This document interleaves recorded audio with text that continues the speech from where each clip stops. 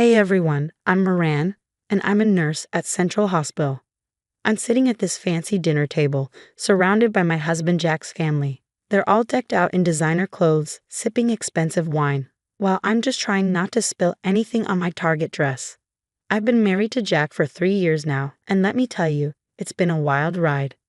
Pamela, darling, tell everyone your exciting news. Chirps Elizabeth, my mother-in-law, from across the table. Pamela, Jack's sister, practically glows as she announces, Gregory and I have decided to start trying for a baby. The table erupts in cheers and congratulations.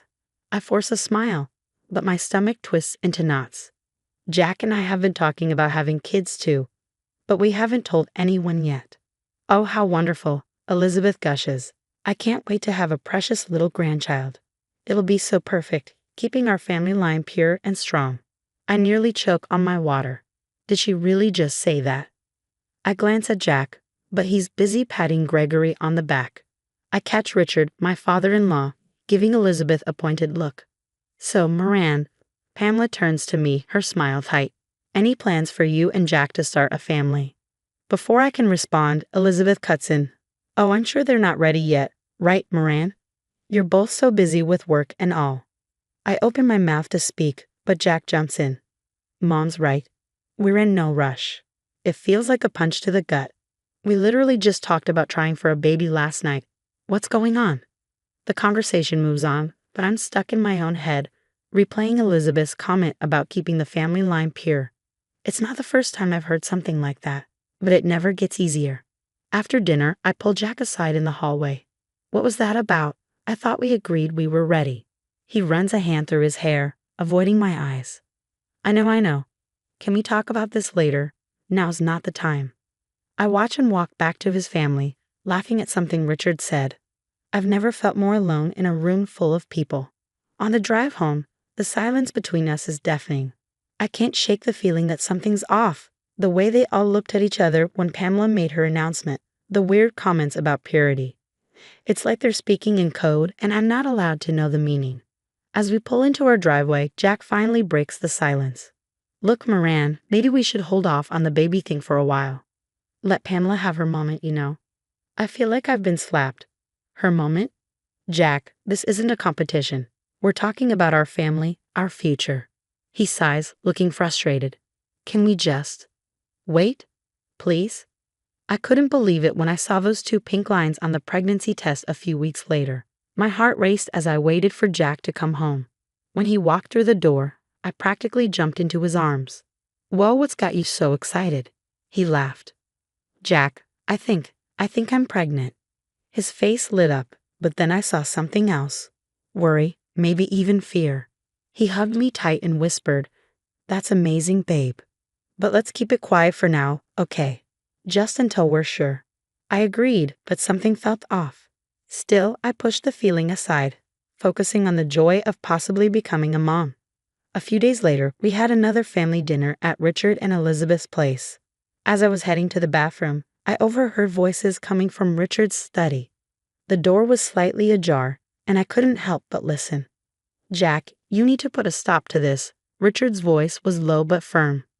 What are you talking about, Dad? This pregnancy nonsense with Moran. You can't let it happen. My blood ran cold. Elizabeth's voice chimed in, dripping with disdain. Think about the family, Jack, our reputation.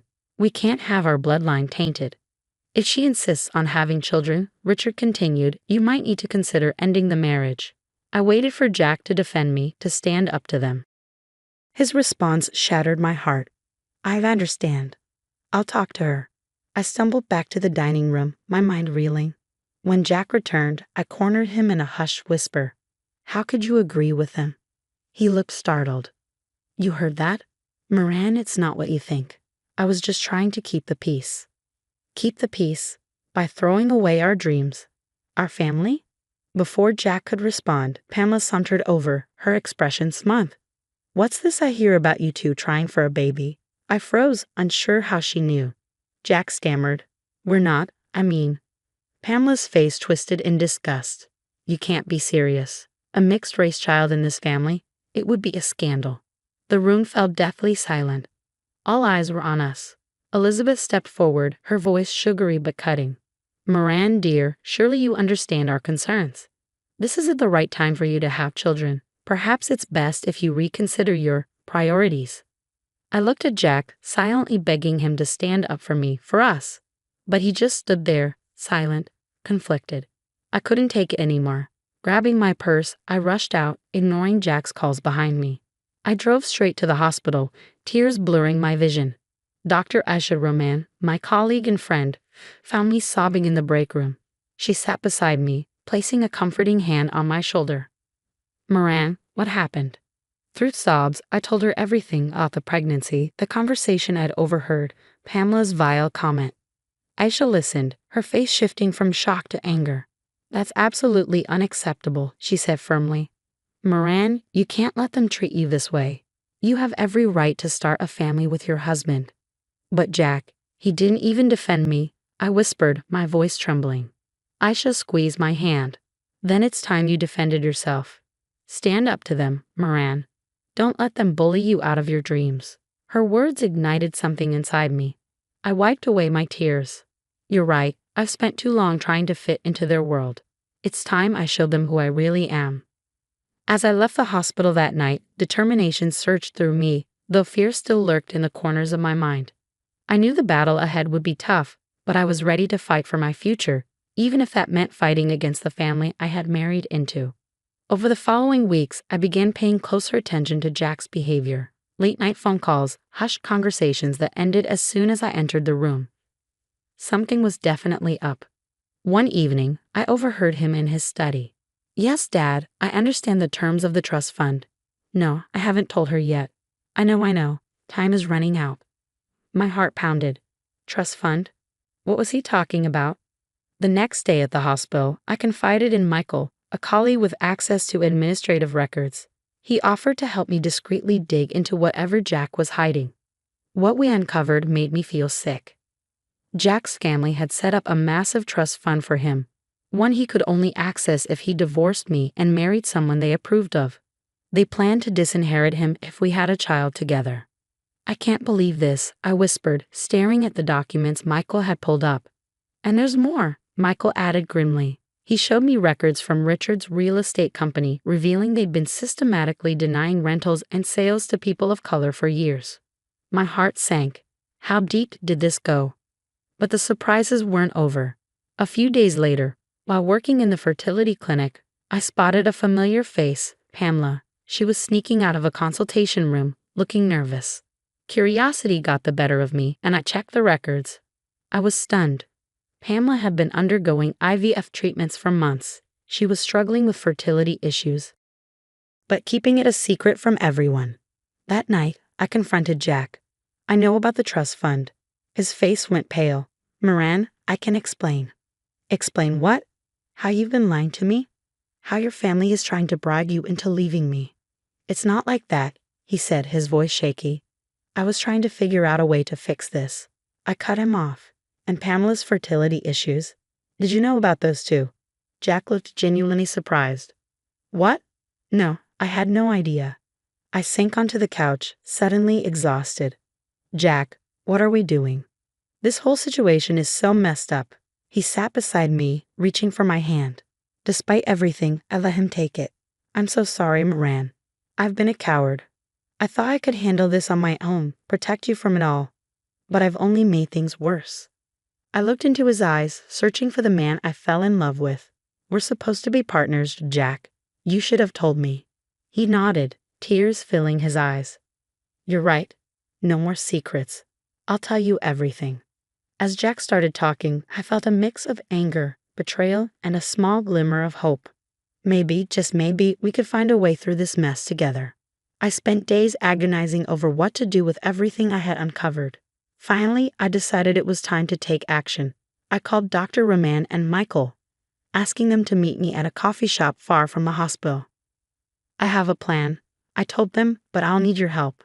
We spent hours going over the details. Michael helped me compile a dossier on Richard's discriminatory housing practices, while Dr. Raymond offered to accompany me to the upcoming charity gala as moral support. The night before the gala, I anonymously tipped off Samantha Reeves, a respected investigative journalist, about Richard's company. My hands shook as I hit send on the email.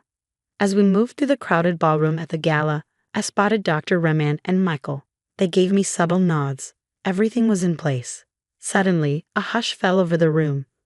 People were huddled around their phones, whispering urgently. I caught snippets of conversation. Richard's company, discrimination, investigation. Richard rushed past us, his face ashen. Pamela grabbed his arm, looking panicked. "Daddy, what's going on?" That's when I stepped forward, my voice carrying across the now silent room. "I think it's time we all heard the truth, don't you?"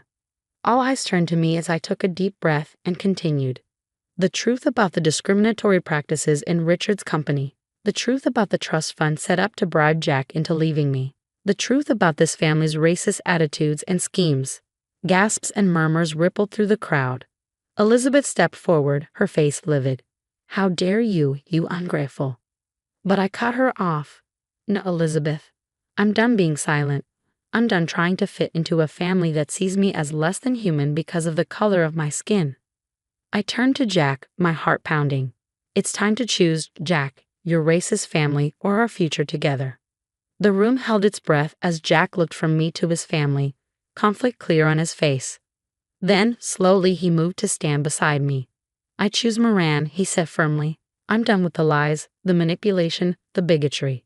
I love my wife, and I'm ashamed it took me this long to stand up for her."